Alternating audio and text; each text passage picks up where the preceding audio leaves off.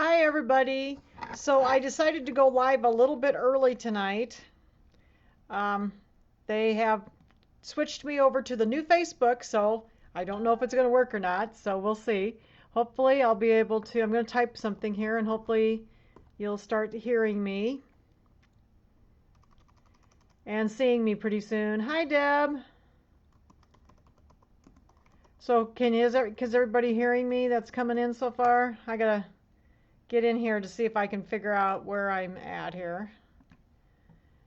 They switched me over to the new Facebook, and I came in. I'm like, oh no, because I always switch back to the old one.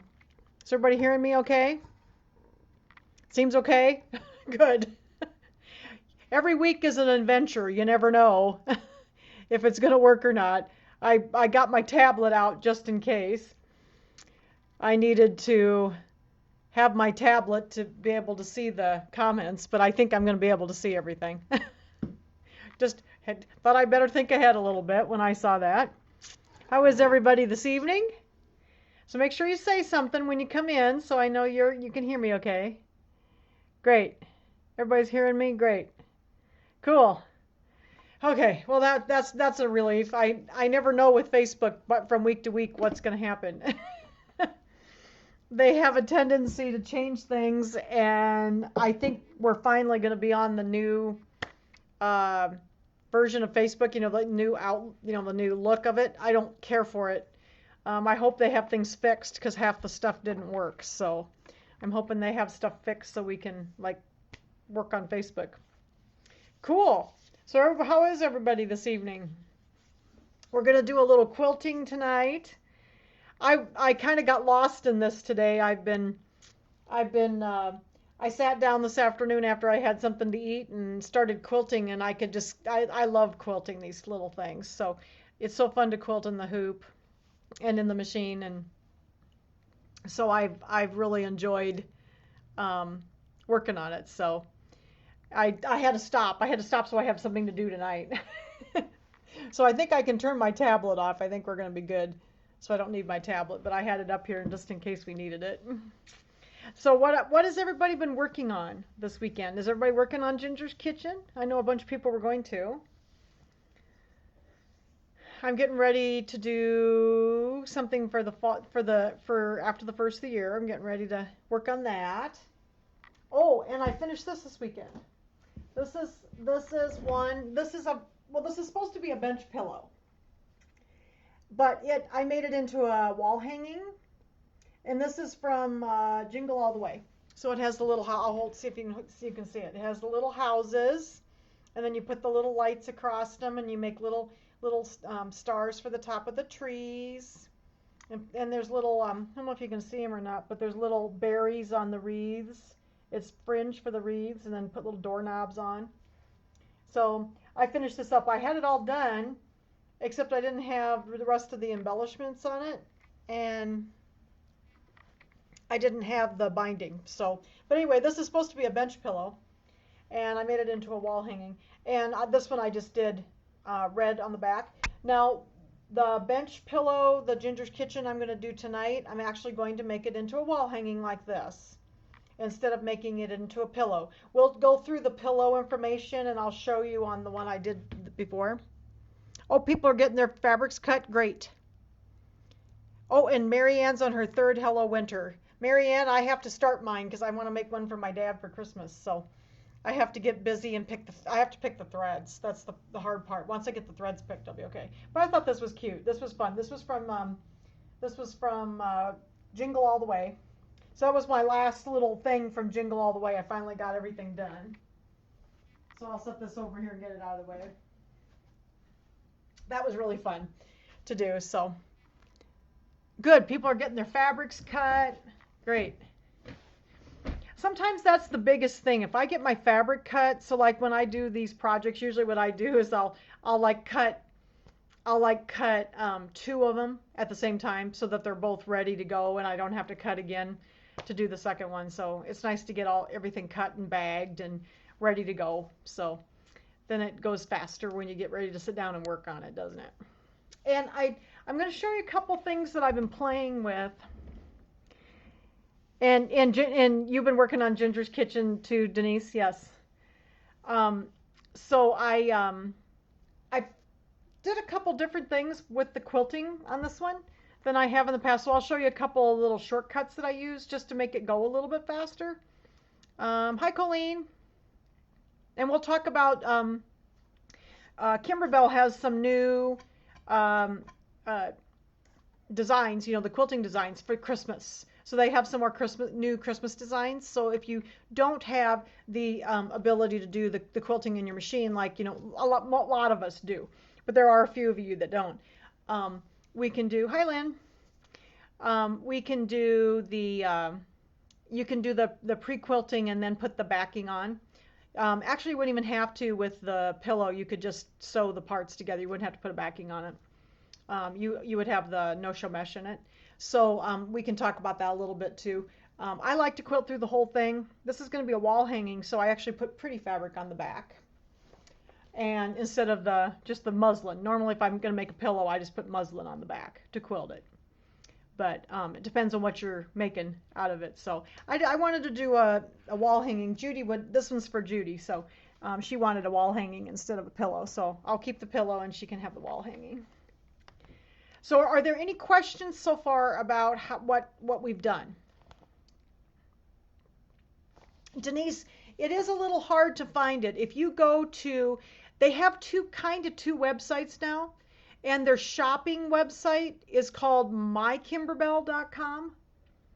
So try typing in mykimberbell.com, and I think they're on there. If you go to just kimberbell.com, and if you scroll down just a little bit on their main page, there's a little thing that says quilting. And if you click on that, it'll take you to the quilting page. But I think they actually have two websites now, kimberbell.com and mykimberbell.com. And that's the selling site.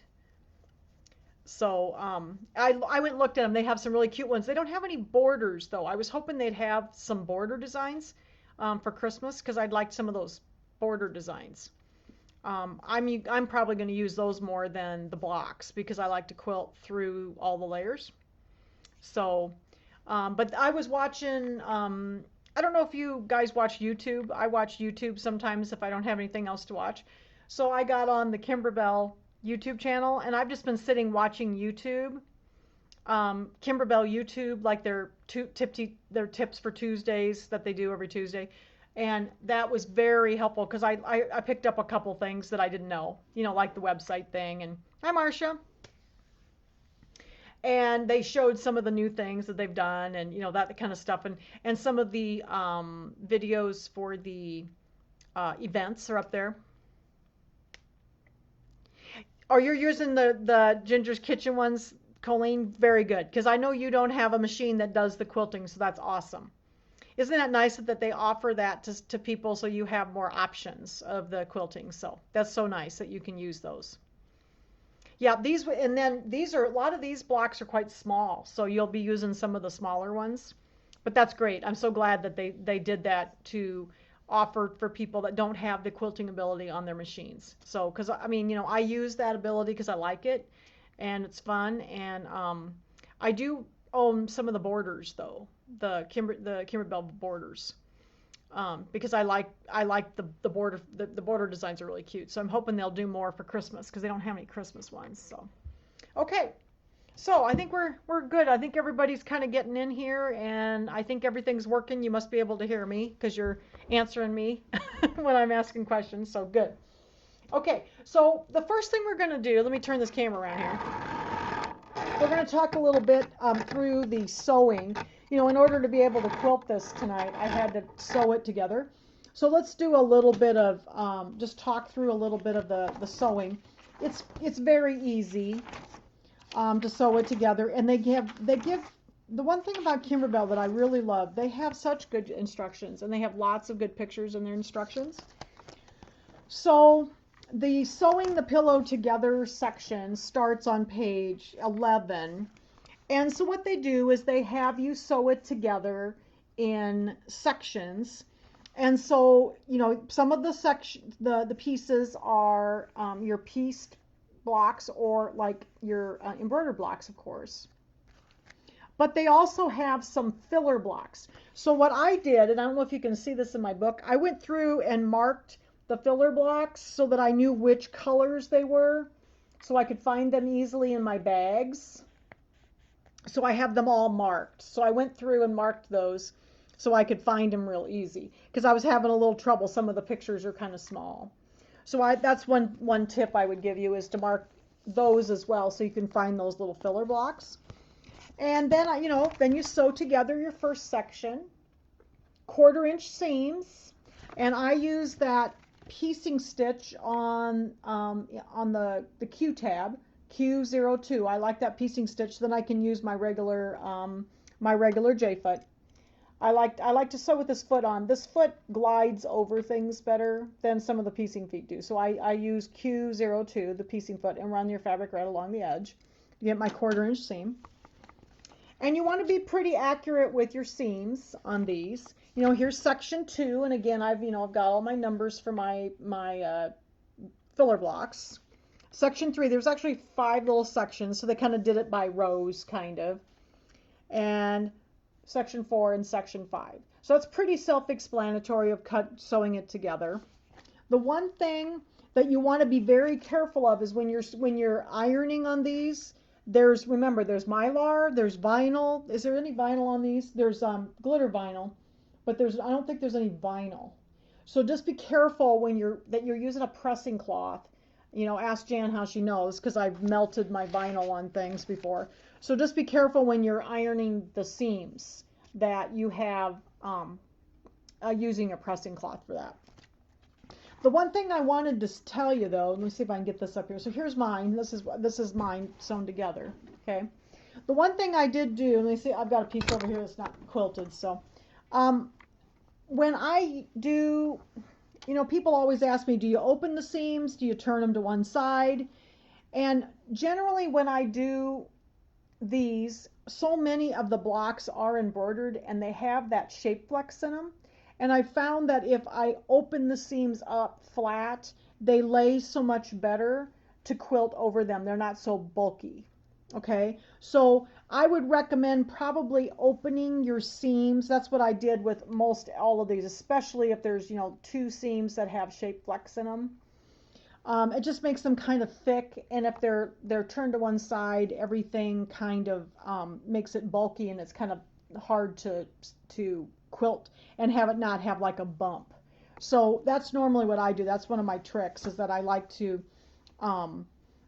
open my seams. Now, the one thing I didn't open, let's talk a little bit. We'll talk about this in a second. The one thing I didn't open was the seam here for this ruffle, and we'll talk about the ruffle here in a second. So the middle section, so you're going to sew your 5 pieces together in this middle section. And like I said, I opened my seams up and ironed them flat, because they just quilt better that way, and they're not so bulky. There are a lot of just filler blocks in this quilt, so if you want to turn those to the side, that's fine. But I think I opened most of mine up just to make everything lay really flat. I think it's the shape flex that I do that for. So, okay. So after you get these 5 sections put together, let me hold this back so you can see this. So after we get all these sections in the middle put together, now we got all the 5 sections there. Okay, and then you got to do these ends. So you have to put this little border on the end here. Let me push this down so you can see a little better. Hi, Clara. And you got to put these ends on. But before you do that, you have to put these little ruffles on. And these ruffles are made out of the organza. And you make you basically cut it. And I think you have to cut these. We're going to turn the page here. It's on the page 12. So it kind of shows here, here's all your sections sewn together, and that's the middle section. And then we have to do these ruffles. So Denise texted me earlier and said she had a little trouble with the ruffles, that she wasn't sure if there wasn't just barely enough of this organza in the kits. I had a roll of organza. I bought all my stuff before they had the kit. So I wanted to just tell everybody, please be careful that you're cutting your organza ruffles correctly, and check to make sure you don't have to cut it a certain direction on your fabric, because they give you a bigger piece. And let me show you what I have here. I didn't get them out of the box here. Mine are on a roll. My organza is on a roll like this. And so mine is 6 inches wide, and I think the ruffles, it says to cut it 25 by 4.5, and then you're going to fold it in half, so they end up being about 2.5 inches, 2 inches. But I had these rolls, and so the rolls were 6 inches, so I just had to cut a little bit off, and then I had lots of length because I think there was 2 yards on each of these rolls. So I just since she had a little trouble with that, I just wanted to mention that, to be careful cutting out your organza, that you're cutting it, lay it out and make sure you've got enough organza in your kit, that there's plenty in there, okay? These little rolls are nice. I ordered them because I didn't know they were going to have a kit. So I had real good luck with those. So this is cut 4.5 inches wide and 25 inches long. And then what you're going to do is you're going to fold it in half with the wrong sides together. So in other words, the glitter is going to be out. Now I have to tell you, these things shed glitter everywhere. I have glitter all over my sewing room now. It's almost as bad as when I make glitter ornaments at Christmas time. So these are they shed the glitter, okay? So then you're going to put the wrong sides together, and then what I did, and they did say to machine baste it, but this is in step 2. Sometimes they do hand basting for everything. So what I did is I took a straight stitch. Let me show you on my machine here. I took a straight stitch. Oh, second here, I gotta let everything move here. No, I'm not going to be able to do that because I've got an embroidery hoop on here, so we're not going to be able to do that. It's going to make me take it off anyway now, so I might as well. Just a second here. I'll show you then, since I have to take it off anyway. There we go.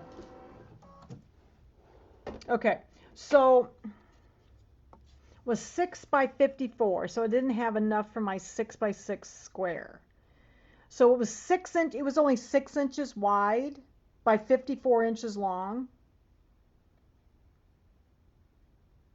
Yeah, that's weird. So 50, okay, you need 2 pieces that are 25 inches long and 4.5. Oh yeah, that's weird. I mean, I wonder, my piece was 6 inches by 54. Huh. I wonder why I wonder if that was a mistake. I wonder if they're all like that, Denise, or if you just got one that was weird.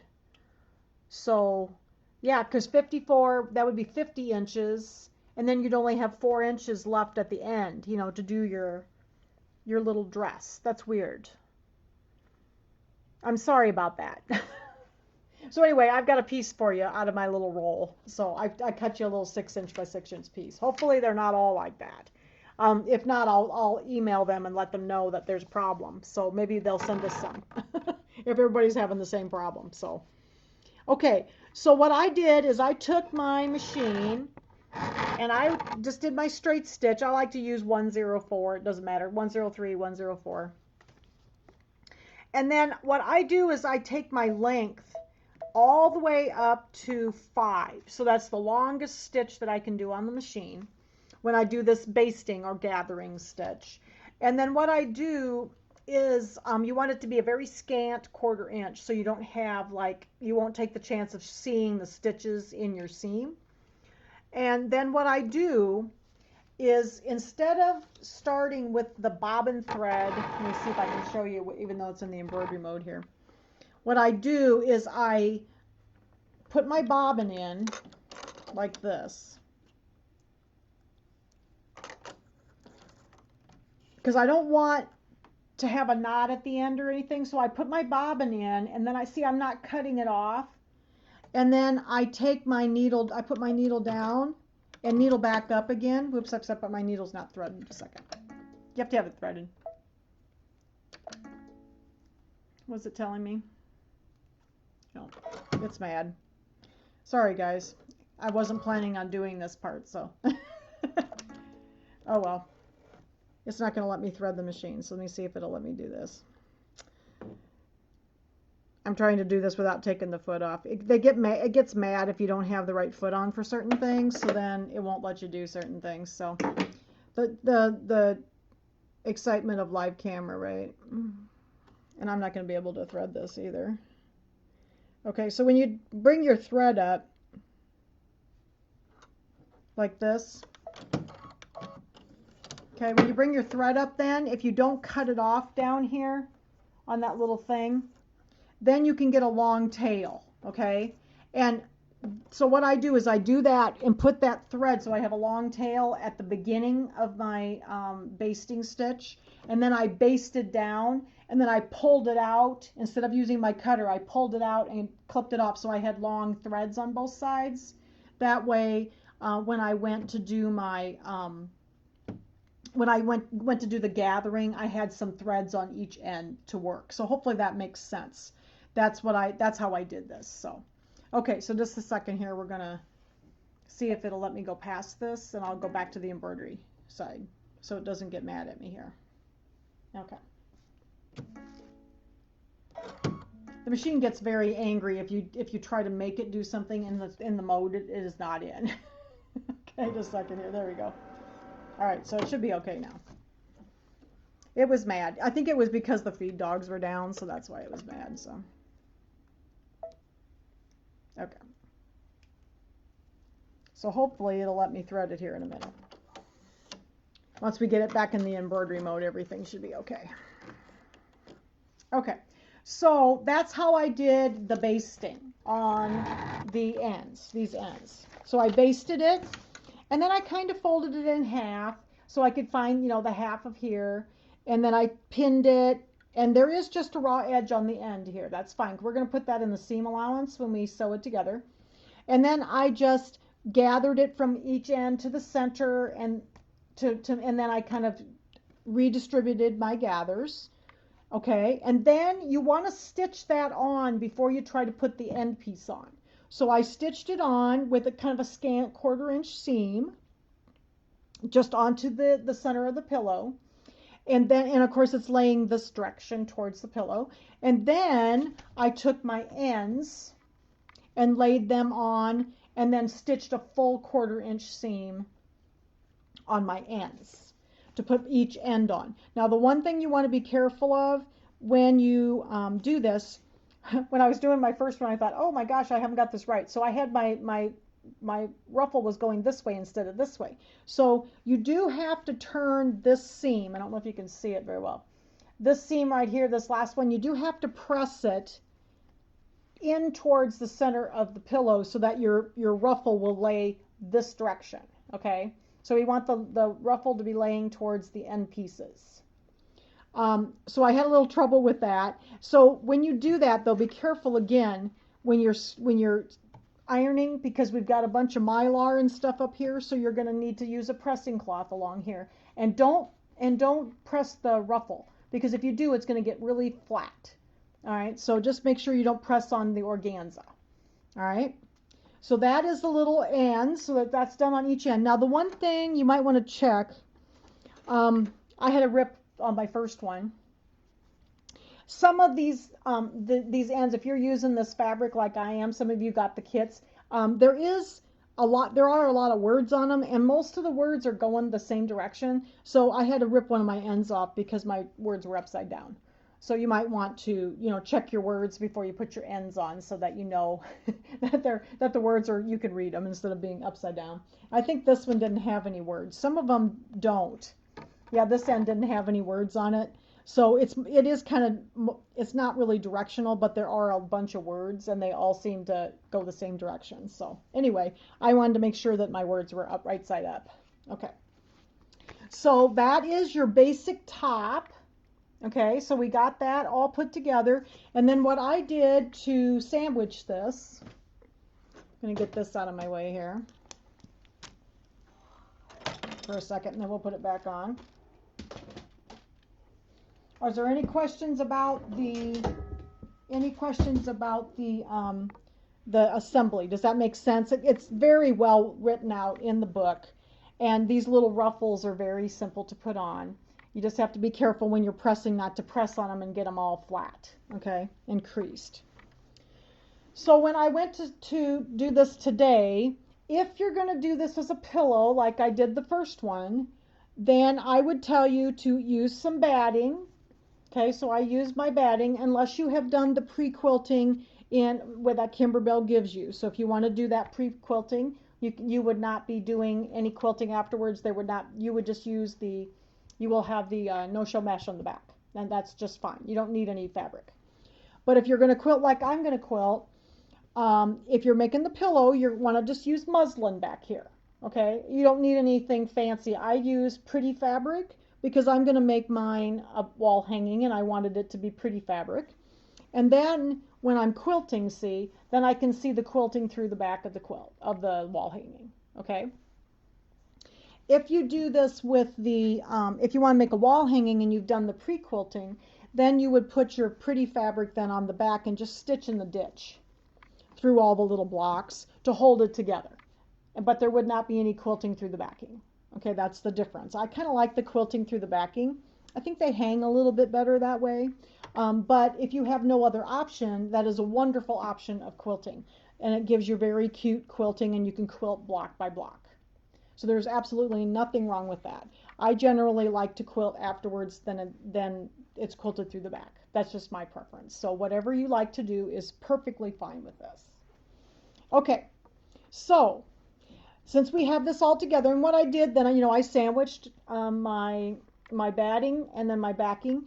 The batting, this is 100% cotton batting. This is my Dream Cotton. I really like this. I use Hobbs 80/20 a lot. I just didn't have a big enough piece for this, so I used my my Request or my Dream Cotton. I really like that. And then I pin basted, so you can see, I laid it out on my table, and then I pin based. I don't like the spray, so I pin basted my blocks, and then as I'm working on them, I remove the pins. Okay, so I think you've seen me do some of these before. So I have quilted a fair amount of this, like especially the center section. You can see I've quilted some of it. And it's all ready to, I'm going to do this little house over here, and then I'm going to tell you how I did this. I did this a little differently. I kind of came up with a little plan of how I was going to quilt this. So let me get this out of the way just a second so I can get my hoop back up here again and see if I can, if my machine will allow me. Oh, well, that was interesting. I just lost my cutter on the side here. I hope this goes back on. That could be interesting. Say something new. You want to see what this just fell off for me. Wasn't that interesting? See if I can get it back on. I've never had that happen before.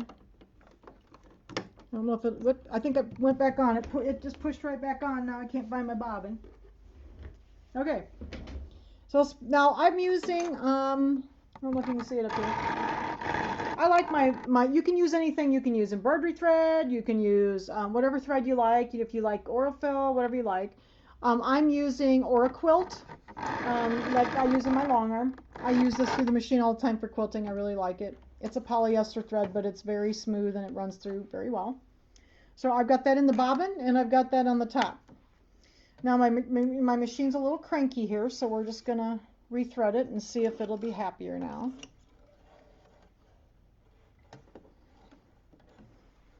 See if it is happy. I'm going to go ahead and use my needle up and down button just to make sure that my needle's all the way up before I use the threader. That is very important, especially if you're not sure if everything's okay. Alright. Oh, it's happy now, so that's good. Just those little things in life, isn't it? So now when I quilt with this, I am going to use my magnetic frame. This one actually, most of the blocks on this machine, on this one, are pretty small. I like to use my 8x12. I know that's a pretty small hoop, but I like the 8x12 hoop because it's just easier to manipulate and move the quilt around, and it's easier to work with on the machine. So I have a tendency to use the smaller hoops as much as possible. when I'm quilting, just because, you know, these blocks, none of them are more than about 6 inches wide. So this one will work really well for that. So, okay. So we're going to go ahead and bring this back in here again. I had it kind of laying up over my machine up like this, so I can put the hoop in here, or put the quilt back in here. Okay, so like I said, this is going to be a wall hanging, so I do have that pretty red and white polka dot fabric on the back. And I'm going to bring in here, let's quilt one of these little blocks with the house on it first. We'll talk about that first. Okay, so I had kind of a plan with this. When I wanted to do this differently because this pillow had a lot of filler blocks in it. And when I did my first quilt, which was Jingle All the Way had a lot of filler blocks in it. And so I kind of came up with a little plan before I started quilting it. I'm trying to get it kind of centered here. We'll see. I think it's going to have to go up this way a little bit. There we go. Okay. And I tried to get it in here, you know, as straight as I can. I can always move it a little bit if I need to, but okay. Make sure nothing's stuck underneath there. I did that once today and had to rip that I had something stuck underneath the corner. Okay, so I got it in there and I've got it as straight as I can get it. I think that's pretty good. Okay, so we want to work on this block. So my plan was with this, and I might put the camera this way so you can look at the pillow, but there's a lot of 2-inch squares that are filler blocks. And there's a lot of, there's other ones that are kind of similar size. So like this one was 2x4. And then there was some 4x4 blocks up here. If I hold this up, maybe you can see it.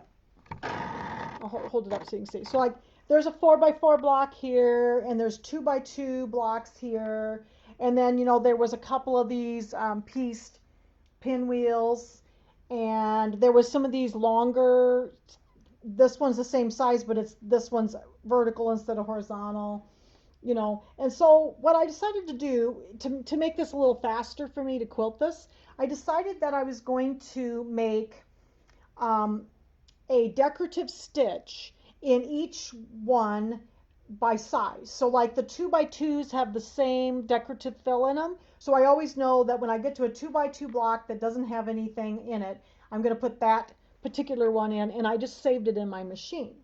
And I did the same thing with my these like 2x4s. So I made those one design, and then I saved it so I only had to make it once. And then like this one here was 4x4, and so I made it a certain pattern, and then I just saved it in my machine. So anytime I got to that, then I just used that one. And this one was another size here, and I did a different pattern there. So I did about 4 or 5 patterns in here.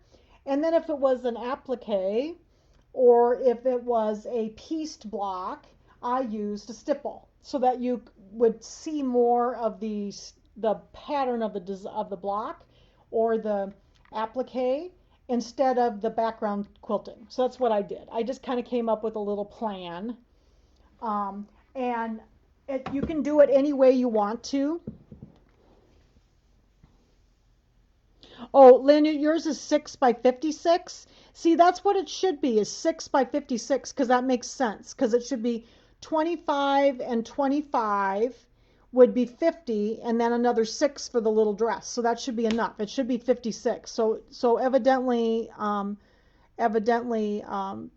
Denise's little piece of organza was a little short. It was a couple inches short. So that makes sense. So hopefully not everybody's was short, Denise, and I'll make sure you get a piece. I've got a piece for you. So good. Thank you, Lynn, for doing that. Okay, so that's what I did, is I just kind of came up with a plan of how I wanted to quilt this. So I knew that all of my appliques were going to have stippling in them. And then I just picked a pattern that I liked and made a design. So we'll do one of those, and I'll make the design so you can see how I use the decorative stitches instead of the stippling in the machine. And then I just did them all the same, and then it made it very fast because then I didn't have to like make a different design for every single one. Now if you want to do that, do that. You know, if you want to have a different design in every single block so none of them are the same, then do that. That would be perfectly fine. So I was just trying to make it a little faster for me because I had to do 2 of these. So, okay, so let's review. We've done some of this before. For those of you with the Dream Machines and the Luminaires and the Destinies and the Solarises, we can do this in our machine and we can use that beautiful design center, which is so fun. But we first have to do a stamp to get an outline around our little house here. So we have to start, remember, with the design. So I have the designs on my stick, and I'm going to go in and find that little house on my stick, and I'm going to make my stamp. Now, I want to tell you there are 3 designs. So for some of you that do not have software, if you need me to help you with these, there were 3 designs, and I think we've talked about this before too, that had like placement stitches, and then the little lollipop stick had a trimming line around the outside edge. So remember, then we can't get the stitches to go around those. So if you need me to send these 3 designs to you, please text me or message me after class, and I will send those to you, those 3 designs to you, because those are the 3 that needed to have some stuff taken out so that you could work around the stitches around them, okay? So if you don't have software to do it yourself, it takes like 2 minutes to do it. But if you don't have software, I will send those 3 designs to you. It was the stick, the little girl, and the little boy, okay? So what we're going to do works fine with all the rest of them. It was just those 3. Okay. So let's go get our little house here. And this was a 5x7 house, so it was a little bit bigger one. It's down here. It's the one with the peppermint on the top. And we'll get our little house. And then we need to edit. So once we get the design up, you hit edit. And then there's a couple keys down here. This is the key for the stamp, the one that looks like a flower that's sort of like an outline. The Dream Machines look very similar to it. Okay, and then it takes us to the second page where we can tell it that we want it to be a little further away from the design. Now this one, I left it at 0, even though, and I don't know if you can see on my little house, you know, we have to trim right here, and it even leaving it at 0, it left it far enough that the stitches will be far enough away, so it should be fine. I didn't move it away. Some of the cookies and stuff that I've done in the past, I've moved it away a little bit just because it was further away from the stitching. This one was fine. I left this at 0. Okay? And because you can tell the distance away, like if I want my outline to be not right on the design, I can make it further away by pushing this button, okay? But we're just going to leave it on 0 for this one. Put it back to 0. There we go. And then I'm going to hit memory, because then it saves it in Design Center, where I'm going to retrieve it in a few minutes. And it tells me that down here, it tells me that's where, and you need to go to the shape key to find it. Okay. So I'm good with that, and I'm all done with the embroidery designs, so I'm just going to get rid of that. Okay, so now we're ready to go to Design Center. Now I've been playing around with a couple of other options to make this a little faster, because I wanted to be able to quilt these quickly, and I found a couple little tricks that might help everybody. So before I draw my box, if I go up here to the line properties, this is the line properties and this is the fill properties. But remember, we have to have the square that's the size of our quilt square, okay? So in the past, those have sewn, because I've always just used an outline, like a satin stitch or something. Well, you don't have to have that. I can actually turn off, I can put a box there, a square or a rectangle, but it doesn't have to sew. So if I go up here to the properties box first, before I put anything on the screen, and tell it to make it a no sew line down here, like that, then that line will just be there as a placement holder and will not sew. And then it will, when you get to your last step, you'll only have one design. You'll only have one step, I should say, to your design. Okay, so I chose no sew. It looks like a satin stitch with a line through it. And click OK. So now I have a different little symbol up here. Okay, so now we're ready to do our rectangle, and I'm going to measure my square here. And it's a rectangle this time. I think it's 6 by 8, so I'll just check to make sure. Yeah, so the finished square is 6 by 8. So I'll make my rectangle on my screen in Design Center just a little teeny bit less than that. So we're going to go to the shapes, and then I'm going to go to the square, and I just need an outline. I don't need the first one is outlines, this is a fill, and this is a fill and an outline. So I just need an outline. I'm going to click OK. And then I want to size it. So I'm going to hit the size button, and I'm in millimeters right now, so I'm going to go back to my settings button up here and switch back to inches because I can't tell how big things are. Okay, so right now it's 6.19 by 6.19. Well, we need it just a little under 6 by a little under 8. So I'm going to stretch it out a little bit. We need it just a little under 8 for this square. I usually do about 7.95. That seems to work pretty well. And then we need it just a little under 6. So let's squish it in a little bit. Maybe 5.95. Okay. So we got our rectangle, and that's just the placeholder for our block. Then we need to find that stamp we made. So I'm going to go back to the stamp and shape key.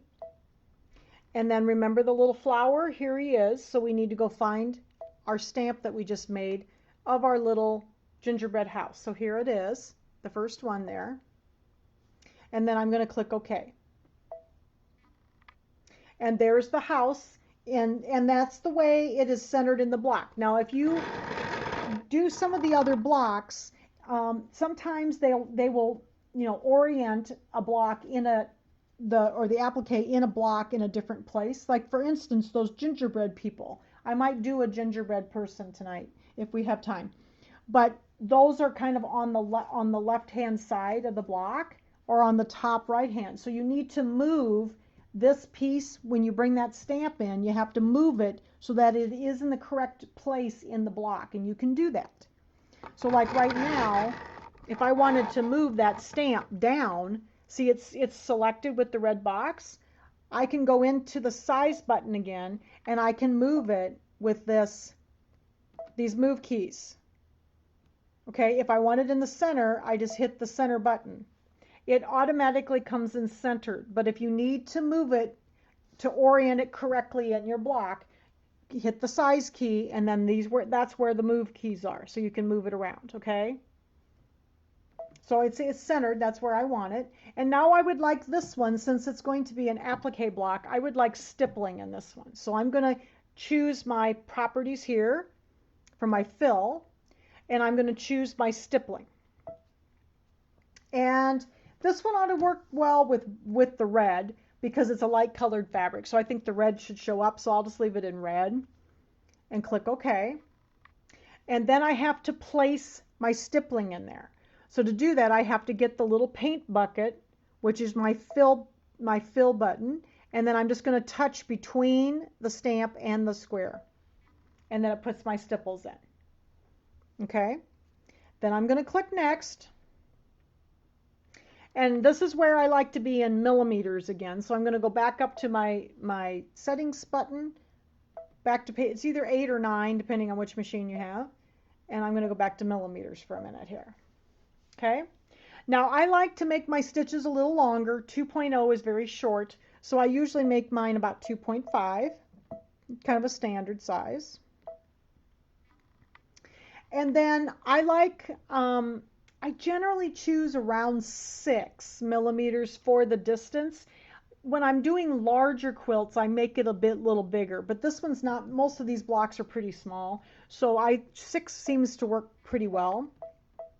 Now occasionally, if I have very little to stipple or go around in a block, I might make that 5 just so that it is more in, I'm going to say in relation or in aspect ratio to the block.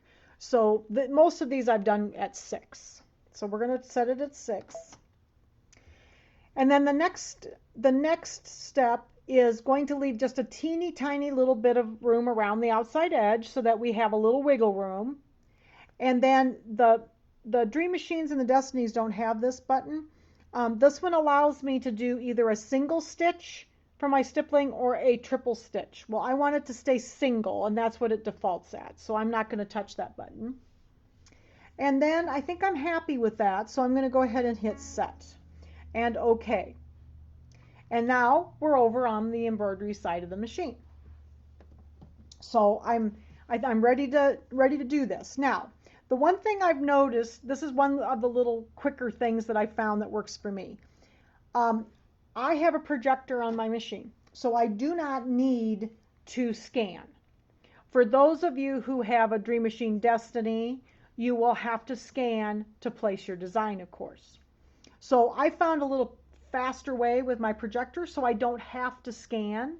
I always scanned just to get my design, so I could get my design close, so that when I used my projector, it didn't take me as long to find where I needed to put it. So this is my little trick. I'm going to click embroidery, and I can still scan here if I want to with the camera button. Those of you with Dream Machines and Destinies, you can do that as well. So you can just go ahead and scan. But I'm not going to scan. I'm going to show you my little trick. So what I did, what I've been doing, and this seems to work good for me, I want my foot to kind of be roughly in the center of my block. So I know about where the center of this block is. If I just take my finger, after I've hit embroidery, you noticed I hit embroidery and I'm on the embroidery screen, I can just take this design and I can pull it down, and my machine is moving to the center of the block. So it's roughly in the center of the block. So it's not perfect, but I found that I could pretty much get it close, and then I only have to use my projector and I don't have to turn the scanner on. So it just saved me a little time. Okay, so for those of you using the scanner, of course, at that point, you would have hit the scanning button and then moved your design to fit your scan. Okay? I'm going to turn on my projector though. And it's going to take a second. It'll turn on. I've got to turn on, let's see, we need to go a little lighter here. There we go. I think the white's too, well, that might be show up. So let's see. So now here's my projector square, and I'm going to move this up to the top on this corner so I can see how I did. Well, I can kind of, I don't know if you can see it. Let me go down one color. Let's see if you can see it a little better. Can you see the red a little bit better now? I think you can see it. I'm a little high. So I've got my move buttons over here on the screen, and I'm going to move it down because I didn't have it perfectly centered, and that's fine. Go down, and I think I'm pretty close over here. You can probably see the stitches as I'm pretty close, so I'm going to bring it over a little bit. And it seems like I might be a little crooked. So I can also, of course, you know, I can turn it a little bit. So I'm going to hit this button one time and see if it kind of evens that out a little bit. I actually might need to do it one more. That looks a little bit better. I must be a little cockeyed in the hoops, so that's a little bit better. So we'll check it as we keep going here. Okay, so here is, for some reason, this is odd, just a second here. My design was upside down. I have no idea why, unless I hit something by accident. So we'll try this again. I'm going to bring this down a little bit. I think I'm going to actually reset the angle, and we'll bring it down. Yeah, it does need to be tipped this way just a little bit. I must just be a little bit crooked. That's better. I'm doing this like one degree at a time.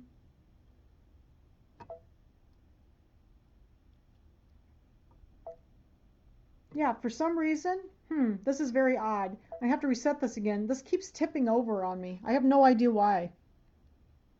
And I'm touching the 1 degree. It keeps tipping my house over. That's better. I think I'm gonna try not to do that again. It was tipping it. It kept tipping it upside down. All right, so let's pull over to this other corner here. That looks pretty good. I'm gonna pull down with I'm just pulling my camera down so I can see another piece. Remember, you can only see about 2 by 4 or 2 by 5 inches. Come down here a little bit more.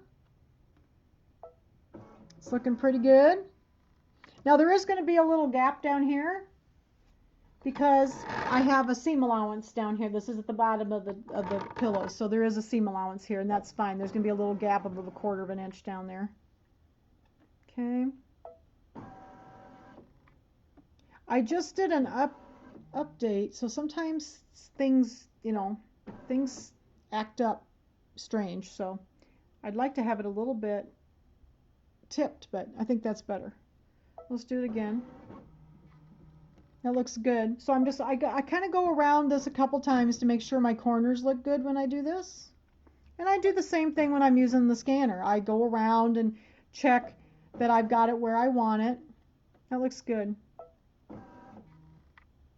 But this saved me a little bit of time that I didn't have to, I didn't do the scan, because I can just kind of get the foot, I moved it just so I can kind of get an idea that it's close to the center, and then I don't have to scan also. That looks good. I think I'm happy with that. So go up to the corner again. I think we're good. Okay, I think we're good. So let's go ahead and sew this. We're gonna quilt this one. Oh, good, Margaret. So yours was 56 inches long also. That's good. So Denise, I think you got to be the lucky one with the short piece of organza. I'm sorry. Okay, so it's going to quilt this for us. This is going to be in stipples again.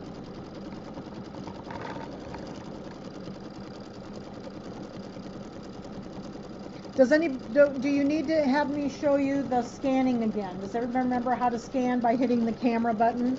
I think we've gone over that a few times. I think you'll be okay with that.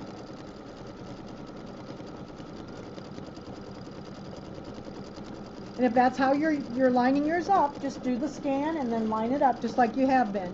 I just found this is a little faster for me because then I didn't have to scan and then use the projector.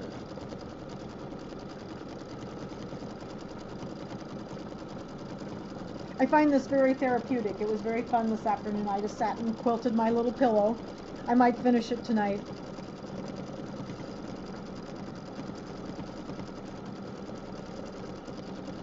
I did my grocery shopping today online. I didn't think I'd ever do that. It's actually kind of fun. And then I can just go pick up the groceries and I don't have to go in the store. Are some of you guys doing that too?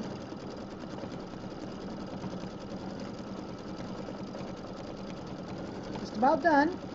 And then of course I do this with each one. I choose my design, make my stamp, go into Design Center, add my stippling, and then center it around my design.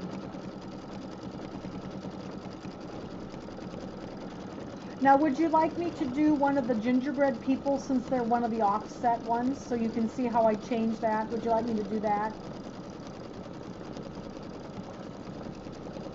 I do too, Jan, but I don't buy a lot of produce and stuff, so for the most part, I haven't had any problem. I don't really buy a lot of produce and stuff, so okay. There we go. So I'm going to do one of the smaller blocks that I made a fill.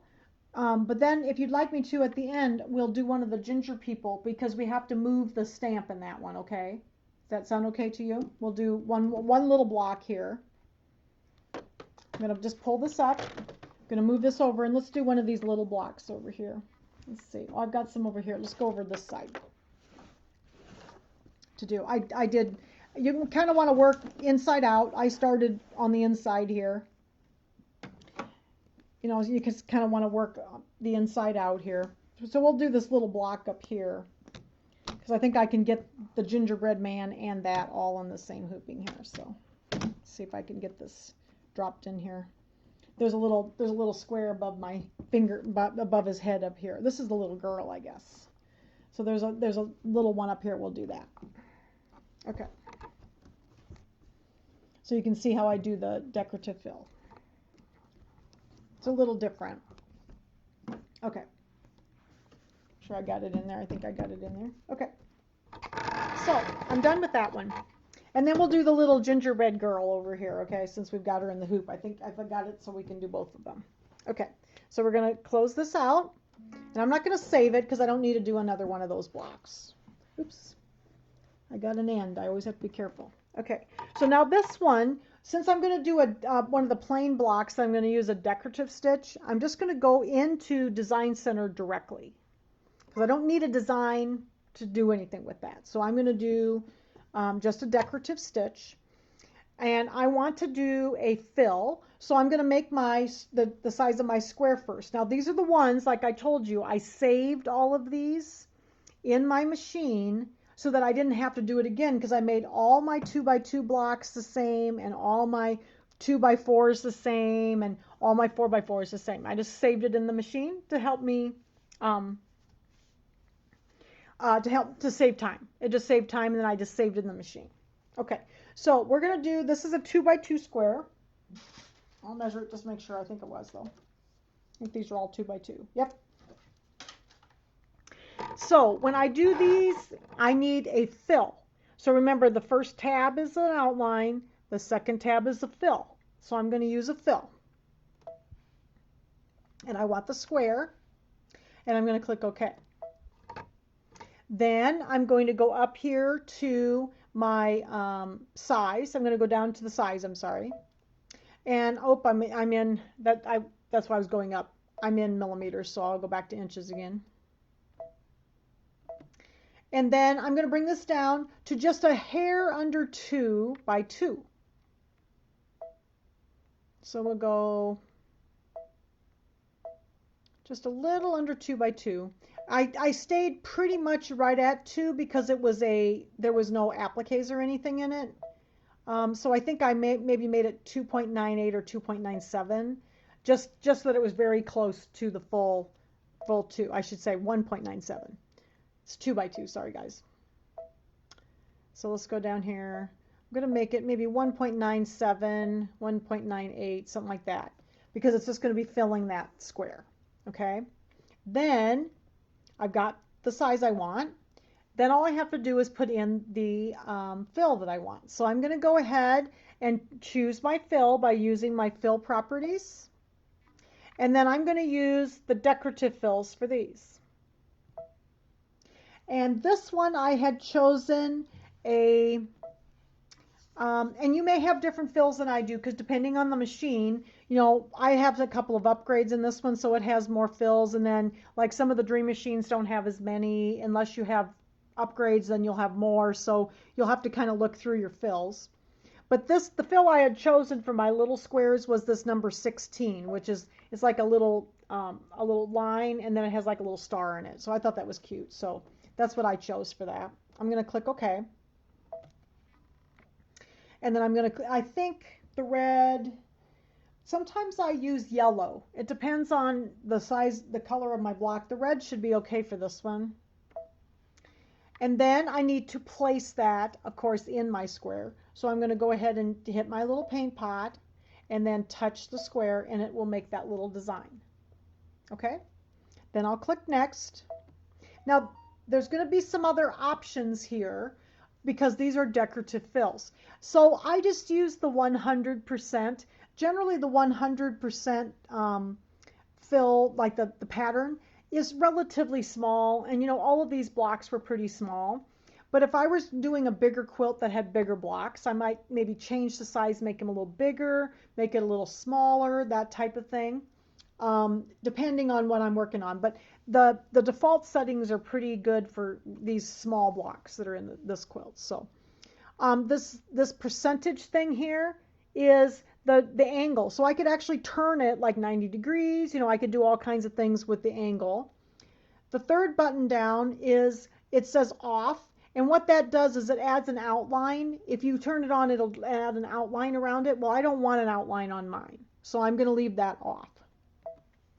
And then on the Dream, or on the Luminaires and Solarises, we have the option of doing some elongating, some squishing and skewing of the design, and then you can change the orientation this way.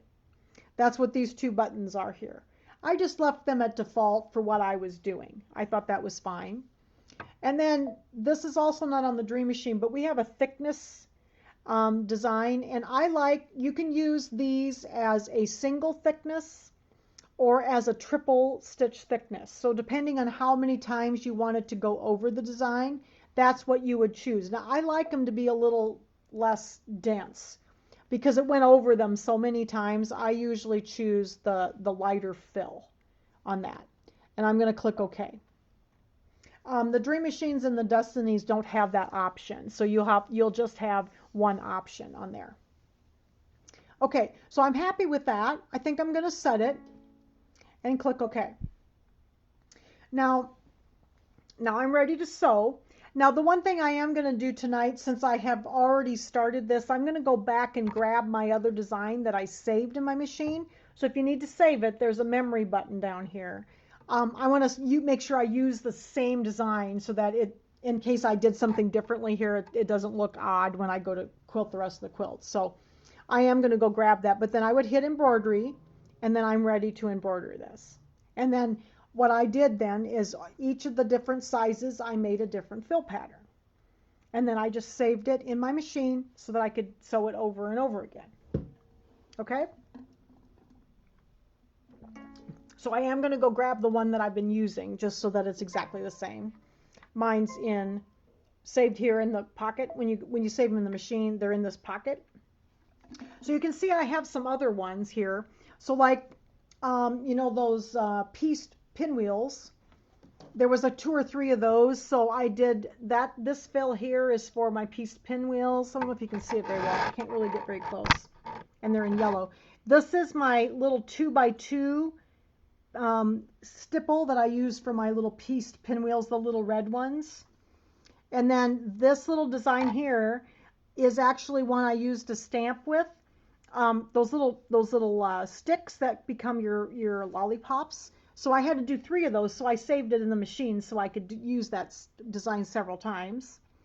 And then like here's the one I used for my 2x4. And here's the one I used by my 4x4. So I just saved them in here to save me time. And then this is my little design that I want for this particular square. So that's that little 2x2 one that we just made. I'm going to click Set. And then this is where I use that little trick that I taught myself today. I'm going to hit embroidery. And then what I'm going to do is I'm going to look up here. I'm going to bring this over. And I'm going to grab with my finger my design. And I'm going to pull it up, so that I'm kind of in the center of that square that I'm going to put it in, right above my little gingerbread person's head. Take this pin out of here. I'll probably take this one out too, just in case it gets in. I just kind of got the design kind of close, so it's pretty close to the center of that square. And now I can turn my projector on. So I'm going to turn my projector on. And of course it always moves over, but then the design is where I put it. I've got to move the projector over where my design is. And then I can see that my design, you can probably see it a little bit here, is pretty close actually. I need to go up a little bit. And then maybe just over a little bit. I still need to go up maybe a click or 2. There. So I got pretty close by just bringing my design and getting it roughly in the center of my block. Okay, so I think I'm ready to quilt that. So let's go ahead and quilt that. I'm going to click OK on the screen to turn off my projector, and I'm ready to quilt. So it'll quilt, and it's going to do that little star pattern with the little, like the little squares and a little star pattern.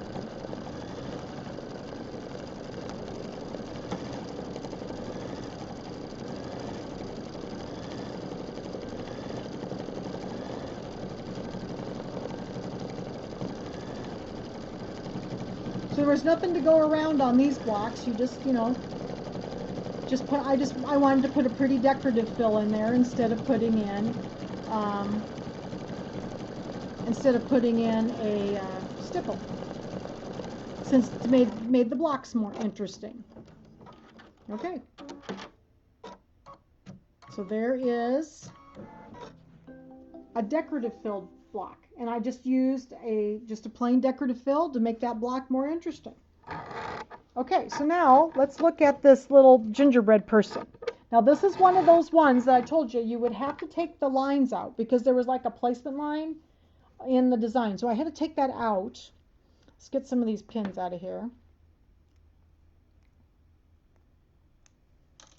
Second here.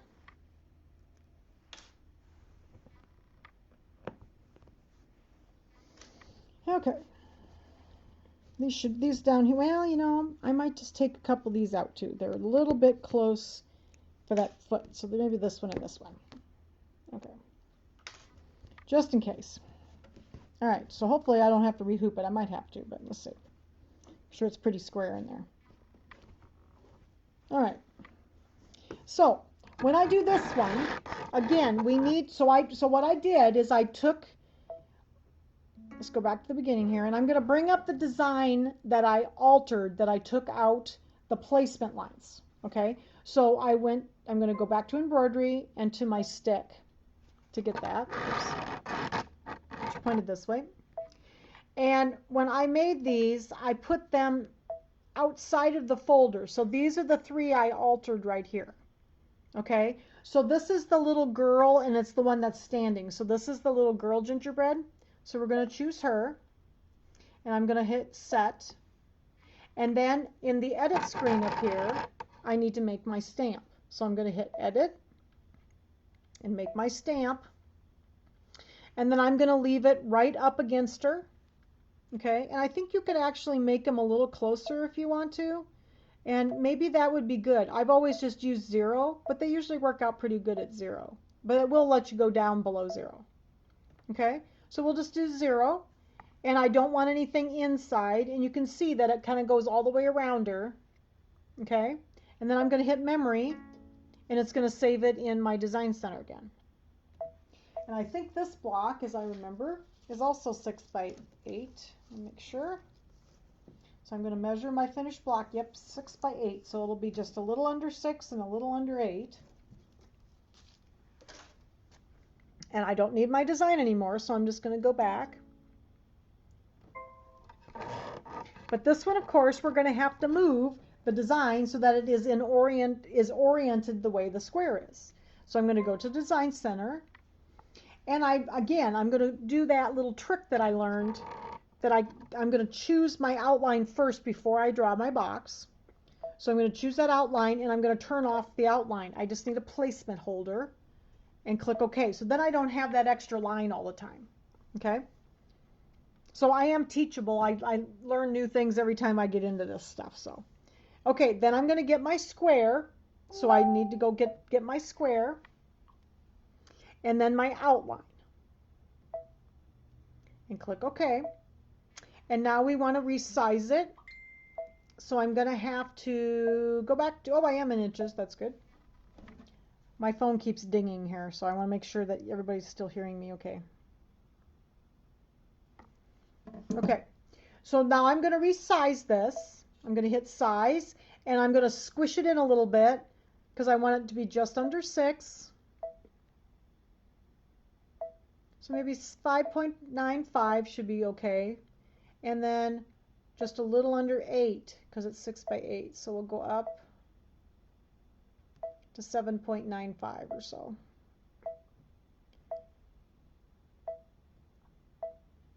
Getting there, whoops. There we go, about 7.95. Okay, and I'm going to click OK. So now we need to go get that stamp we just made. So I'm going to go grab my stamp in the same little button with the little square and circle, and then underneath the little flower is my stamp. And then there's our little girl right there. So we're going to choose that one and click OK. Now it brings it in. So here's the square. I don't know if you can see it too well on the screen, but the square's right here. Whoops, that's not what I wanted.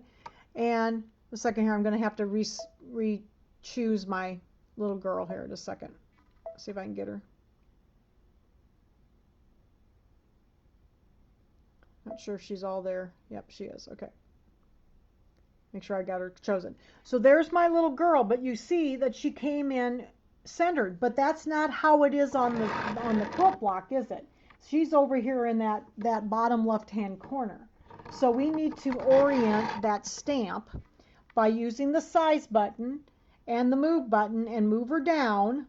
Oops, kind of overshot it a little bit. So that it's like right basically on the line, and then I'm going to move her over to that left corner. Okay, so that way it is oriented in the block the way that it looks on the pillow.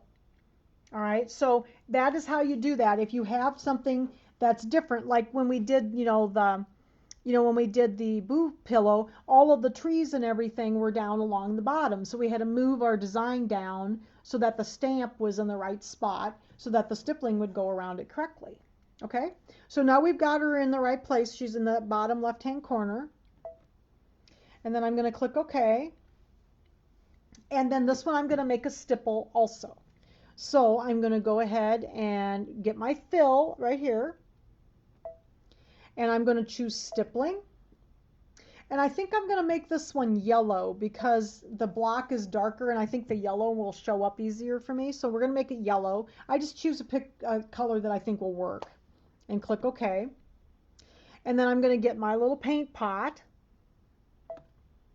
and click in between the little girl and the, okay, now look, see there's a space there. So let me see what happened because I might have done something wrong.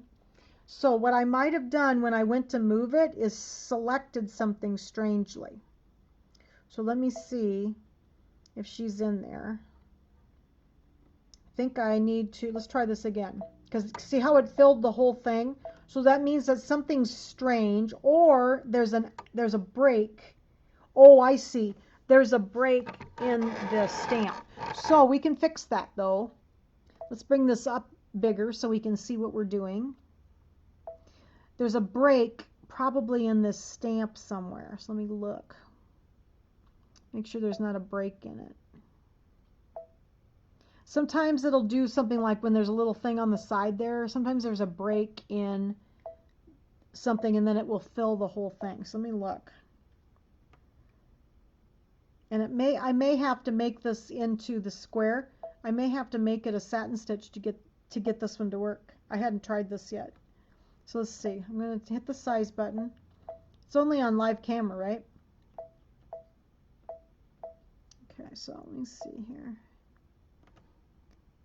And I might have gotten her a little too close to the edge, so let me pull it back a little bit so I make sure I'm inside the square. And now let's try it again. Nope, it's still doing it. Okay, so what I might have to do then, let's see, that's weird. Haven't had this one happen before. Let me try making the square.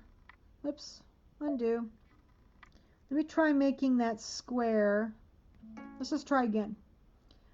If in doubt, just try it again. So what I'll do is leave my satin stitch on instead of the, I wonder if that's causing it because that's odd. So we do this and let's make our square. And this time I'm going to leave it as a satin stitch. So let's see if it makes a difference. And then I'm going to go ahead and resize. Whoops. It's not selected anymore. If that happens, if it's not selected anymore when it comes in, this little button here with the kind of hash marks next to the memory button allows you to select. So you just kind of draw a box around and it'll select it. Like that. It needs to be red in order to do the size. Sometimes that does that. I don't know why. All right, so let's see. We need it to be 7.95. So let's go back up again. I wonder if it's because it was that no sew line. I don't think so. I don't know. It was weird. We'll try it. We'll get it figured out. Okay, and then we're going to go a little bit. So it needs to be 5.95. If in doubt, try it again. Sometimes I just start over because that's just easier to do than try to figure out what the problem is.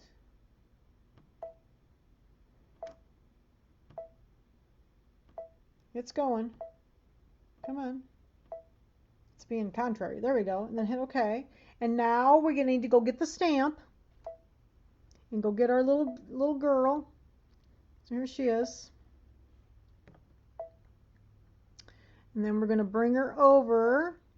I don't need to size her, but I need to move her over to the side and orient her correctly in the block. Let's go down. Let's see here. How do we do? That looks pretty good. Get her oriented in there. Okay. And then let's try our stippling again. So I got my paint pad. I already had the stippling on there. You can see that okay. And then we'll touch here. Oh, see that time it worked. So here also, can you see that there's a little space right here where her arm is that I need to touch in there to get some stipples in there? Maybe. And then down here under her leg, I need to touch that too. So that way I've got stippling under her little leg and under her little arm. Okay. And then, so it looks good. I don't know why it didn't work before. Whatever. You never know. And then we're going to click next, and we'll put some settings in here. I'm going to switch back to millimeters for my settings. Millimeters. Okay, and then I'm going to go to make my length a little bit longer for my stipple. I like 2.5. And then I'm going to go to, 6. I may have to go back here just a second. 2.5. Okay, so the one thing I noticed, since we have 3 pieces on this one, let me show you the other little trick you have to do to get all the settings done at the same time. At the very top here, can you see that I have arrows here, and then it's letting me go around the different areas like that? Well, you can link them so that you can change all the settings at once. Since there's 3 pieces, I forgot. So I need to hit this little link button. It looks like a little chain link fence. And this way now I can change all the settings at the same time so that all of my sections will go together and be the same. Okay. Otherwise, it's just one at a time and you have to do it 3 times. So we're not going to do that. We're going to do it all together. So this one's a little different. Okay, and then I'll leave this one at 0.02. That's good. And then I'll leave this one, at the single stitch. That's what I want. Okay, and then we'll hit set. And okay. Oh, good. See, now see the negative line or the no-sew line worked this time. I don't know what was wrong with last time. Who knows? Anyway, it worked this time, didn't it? I like the no line because it didn't go back to the satin stitch, because when I hit back, it took the satin stitch off. So I like that better. Then you don't have to skip the last step. So, okay, so let's hit embroidery and see what happens. Now, I will tell you, the last time I did this, I had a little problem with the satin stitches not being quite close enough. So if that's the case, this time what I did to fix mine is I got brave and I put on that free motioning foot, and I actually free motioned mine a little bit. So let's see how this one does. Maybe it'll be better. Otherwise, I'll show you my free motioning work. I can't even really tell I did it. So anyway, all right. So I'm going to take this then, and I'm going to drag this on the screen kind of down to the center of my little girl, roughly. Okay, and then I'm going to turn on my camera, on my projector. And I got to pull my projector down to this corner. Let's see how we did here. I think I'm a little low, so I'm going to bring it up a little bit. And I'm always sorry that I can never get this to ever really show really well on the screen. That's not bad. Can you see that?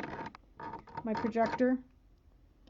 If I get it dark enough, you usually can see it. At least a little bit. So I think I need to go up a little bit and maybe over just a little. I'm going to pull my camera over and look at another piece of it here. And it's a little crooked, so I'm going to actually tip it this direction a little bit because it's a little bit crooked. Do it one more time, I think. That looks pretty good. Okay, so this one's going to do the same thing. Can you see that there's quite a gap in that between the little girl's head here? There's quite a gap there. And I don't know why it did that. It might have been because we had to move the design over a little bit. But so what I'll show you on my pillow what I did to fix it, and it was not hard to fix it. I need to go back a little bit. I kind of got it a little too far over. Go back up a little bit. Oh my heavens, what's going on here? This is weird. I'm having a little difficulty tonight. Don't mind me, guys, okay? Sometimes I just have a hard time when I'm working live. I was looking at the wrong line. So now I have to go back and do it again. But then you get to see me do it, right? Okay, we're getting closer. I think it's straighter now, but it needs to go over this way. I'm getting there. You can kind of see the light tonight. If I get it the right color and I get it dark enough, you usually can see it. Okay, that's looking better, so I need to go up just a little bit more yet. I think it's still a little crooked. Oh my heavens. What is up with this? This is just really weird, being weird tonight, guys. Sorry. Like every time I touch something, it like jumps to a different position. So I may just need to turn my machine off. After I had the upgrade, just so you know, there's been a couple of little weirdo things that have happened, and this is one of them. And I think it's something in the update, the last update. I didn't notice it before that. So every now and then you'll have something strange like that happen when you have an update, because it's being quite contrary right now.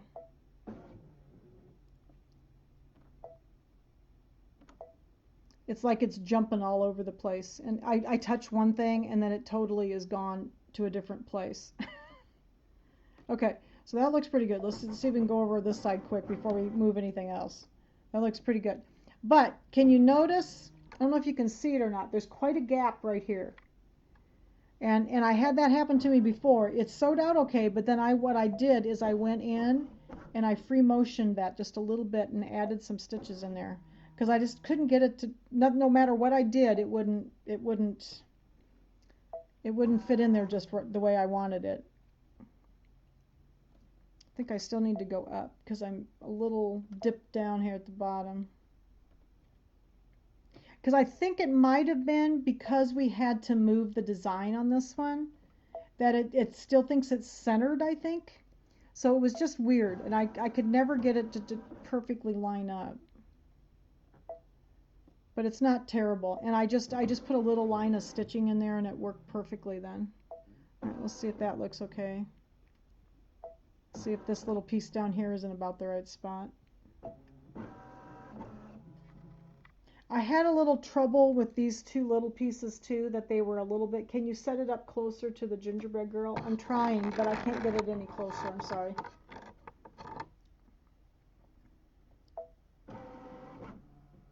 So I can't, no, Jan, I can't, because if I do, then I'll have a big gap on the outside edge. So what I did, I'll show you what I did to fix it. When on the pillow, I just, for some reason, it just would not. I tried it several times and I could never get it any closer to her. So I'll show you. I have a feeling it has something to do with the fact that the stamp had to come over so far. And that's the only thing I can think of, is it has something to do with the stamp. So, okay, well I think that's going to be okay, but I'll show you what I did to fix it. So let's go ahead and let this sew out, and then I'll show you on my pillow while it's sewing out what I did to fix it. Yes, you could do it closer, but Jan, I don't know that it would, because I was already right on the design, and remember we had to move that stamp over. So I don't know that even in making the stamp closer would make a difference, because I tried it once and it just still didn't work. So what I did here, I'll show you on my pillow. pull the camera over here. Okay, so what I did is there was a little gap right here, like right along her head and down, and it just kind of went right along in here. And I don't know if you can even see, but what I did is I took my free motion foot and my thread, and I just did a little bit of a meander, because I could kind of watch the other size that I did, and I just kind of meandered it, and I don't even think you can tell that I actually did that myself. I was rather proud of myself for getting brave enough to do that. Okay? So that's what I did to fix that, because I just needed like one line of stitching along the little girl's head. And now the little boy was fine, but her, it must be something to do with the having to move it over so far. That's the only thing I could think of. How am I going to quilt under the organzas? I'm going to do that next, Denise, and then we'll be done. So I'm going to let this quilt out, but you can see I've got this gap here.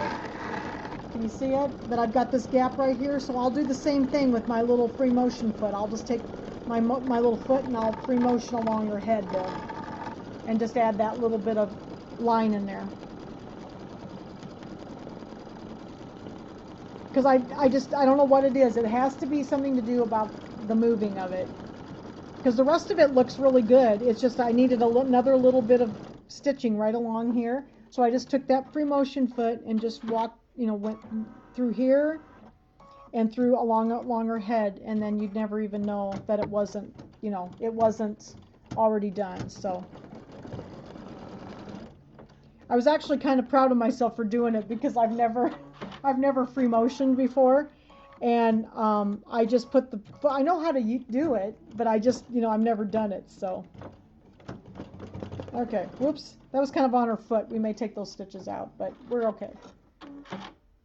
Yeah, so I think it has something to do with the moving of the stamp, because I've never had a gap like this on any of my other ones before. I think it's because I had to move that over so far. So anyway, I just fixed it by taking my free motion foot and adding just a few stitches here and around her head. So that's the way I fixed it. Now Denise's question was, what am I going to do under here? So let's take this out of the hoop here, and we'll end with that, because that's how I did mine. By what I did is, when I got all the center done, I did the center and the embroidery end.